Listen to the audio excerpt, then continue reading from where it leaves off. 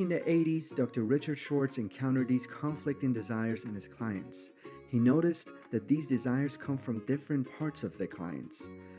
These parts are like mini personalities who see the world in their own unique way, and they might even tell the same exact story from entirely different perspectives, all of them bringing up very valid points. Dr. Schwartz also discovered that in addition to these parts, every person has an essence with qualities such as courage, compassion, and curiosity. He calls this essence within us self with a capital S. Self exists within everyone, no matter how wounded or what the background is. It carries the wisdom and ability to heal and helps us create harmony between our different parts. Internal Family Systems, IFS, is an evidence-based psychotherapy model that helps us access ourselves, learn more about our parts, and restore balance in our lives. As we find more balance, we feel more clarity, confidence, and calmness, leading to a broader range of choices when facing our day-to-day challenges.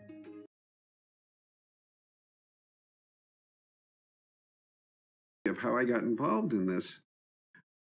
In being on the staff of these trainings, one of my jobs was to sit with 3 of the students. One of them would be a therapist, one would be a client, another would be an observer, and I would be supervising and helping the therapist do the session with the client.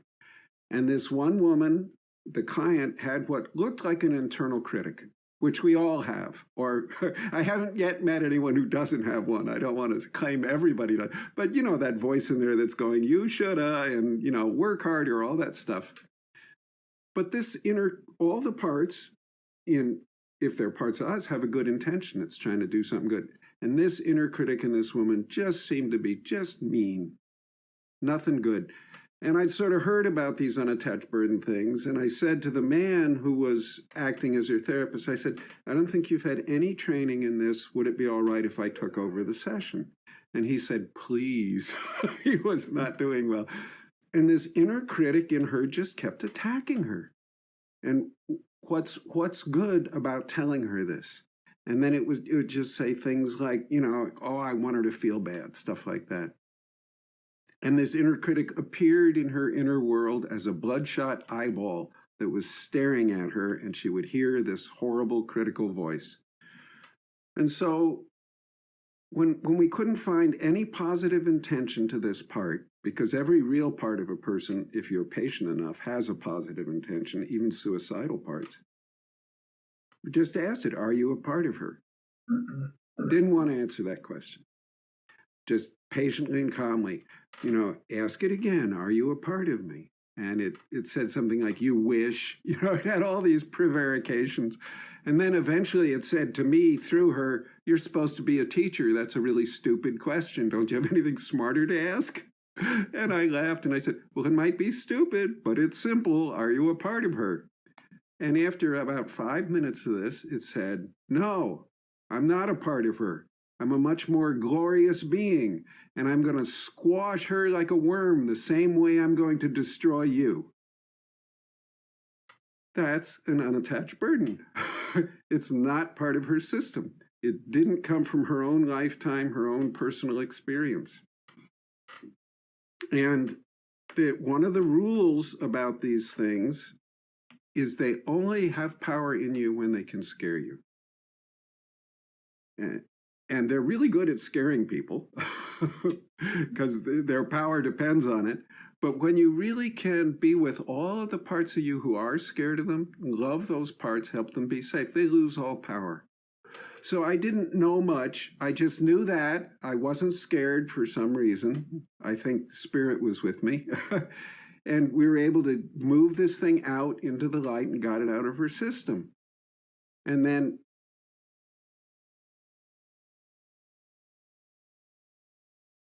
and start looking at our inner world. Usually the first thing we see is parts of ourselves, wounded children, shadow stuff, all that kind of stuff. In Jung's language, this would have been called complexes. And then if we keep looking more and more, we start seeing things that aren't part of ourselves, like legacy burdens and stuff from our families and cultural burdens and other things that we don't really know what they are. And I believe some of those things, we don't really know what they are what was traditionally described as spirit possession. And Jung would talk about these as the archetypes. And if you study Jung a little bit, the close-in archetypes are quite human in form. And the farther in you go to the antipodes of the mind, the more unhuman, the more divine, the more really amazing and astounding these beings you meet are. And I think spirit possession is one of the most, or belief in spirit possession is one of the most widely distributed cultural traits. It's found pretty much every society, every era of history. And in all of these places, it can have profound effects, either for good or for bad. And I think that just that much makes it worthy of study. It's a prevalent biopsychological dynamic, and yet it's ignored because it doesn't fit our current worldview. And I think that's really a terrible mistake. So that's the area I've been focusing on for the past 10, 15 years primarily.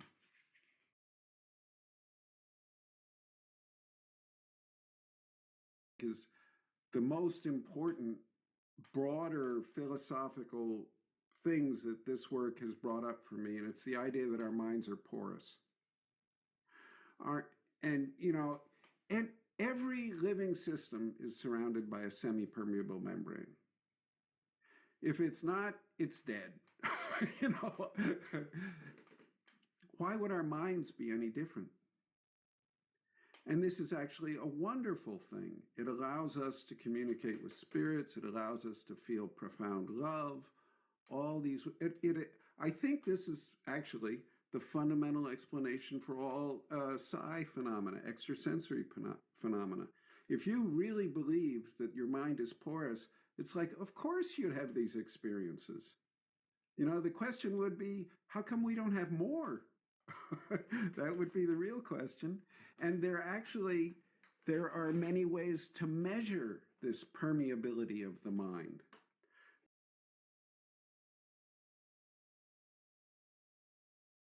So then that brings up a question that's bubbling up in my mind, is it possible that these spirit possessions, whether benevolent or malevolent, assist us with our spiritual development, if you will? Oh, yeah, I definitely think so. I definitely think even the really nasty ones, and I've come across people who just really, really incredibly difficult, terrifying experiences. I think even these things help us. I think of them as like the ants in your kitchen. Now, the ants are obviously not trying to help you out, right? But they will invariably show you where you spilled the food. They can't help themselves. I think these unattached burdens or spirit possessions are like that too. They show us the most hurting, tender, vulnerable parts of ourselves that we might not have been able to find for years and years and years of introspection, except these things know right where they are. I think what these things do is they feed on human pain, or that there are many people who think that. And I think that may be right for very many of these negative spirit possession experiences.